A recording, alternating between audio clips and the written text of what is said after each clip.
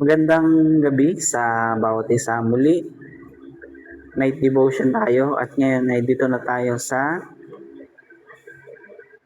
chapter 11 hanggang 16. At bukas ay dito na tayo sa chapter 22 ng Isaias.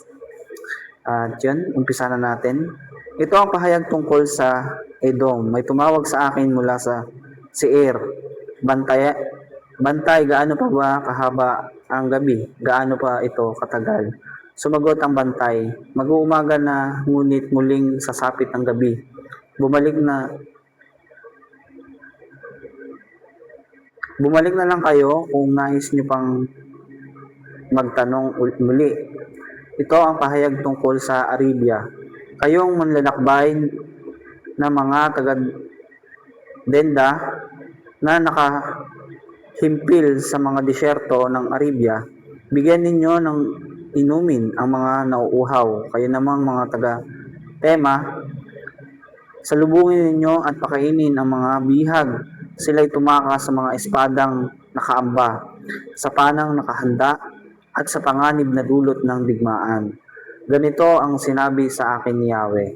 Sa loob ng 1 taon, ayon sa pagbilang ng upahang manggagawa, magwawakas ang kadakilaan ng Kedar.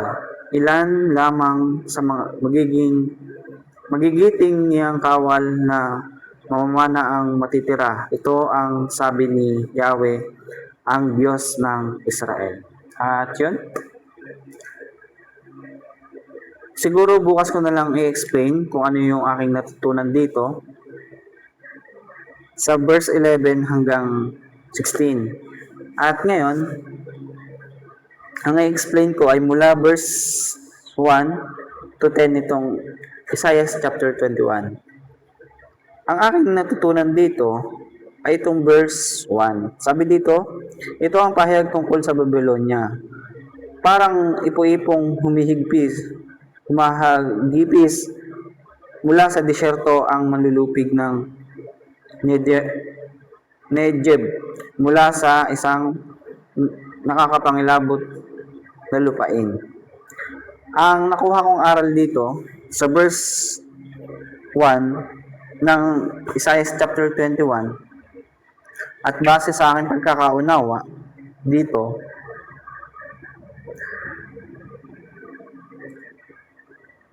patuloy po tayong magtiwala sa Panginoon at manampalataya. Huwag po tayong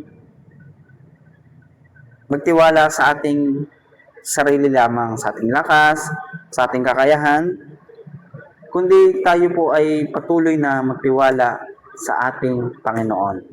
Manalangin ng may pananampalataya at magtiwala ng may pananampalataya. Ito po ang nakita ko pong aral dito sa verse 21, verse 1 ng chapter 21. Dahil sabi dito, parang ipo-ipong humihigpis mula sa disyerto. Excuse me.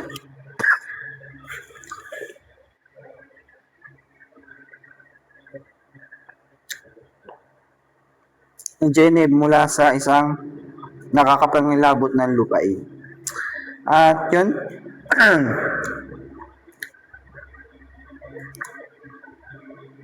ano man po maging problema po natin, ano man pong problema, ano man pong sitwasyon,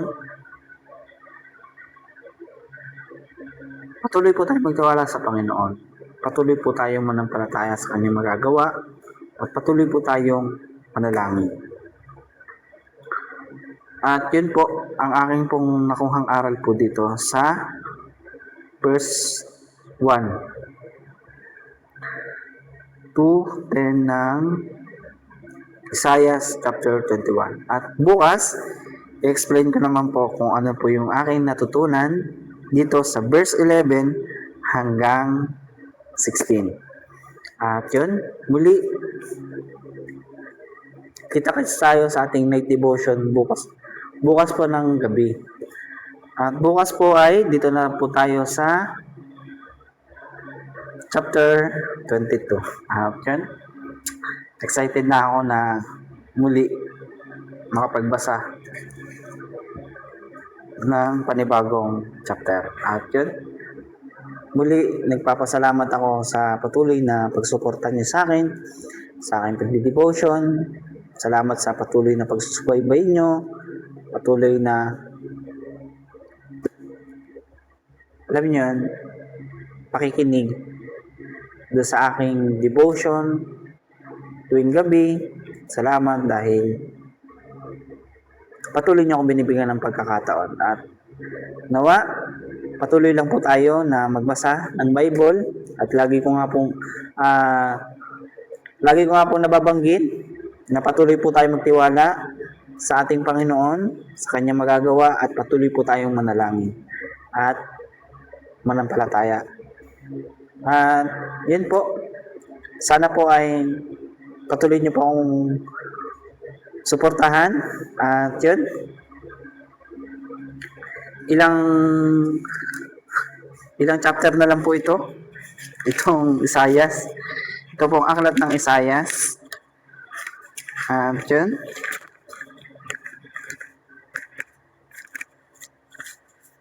ito na lang po. Ayan, ganito na lang po siya nipis. At yun, hanggang 66 po ang chapter ng Isaias. Mula Isaias chapter 1 hanggang 66 po ito. At yun po, hanggang dito na lang po muli. God bless po sa inyo pong lahat. Bye-bye po.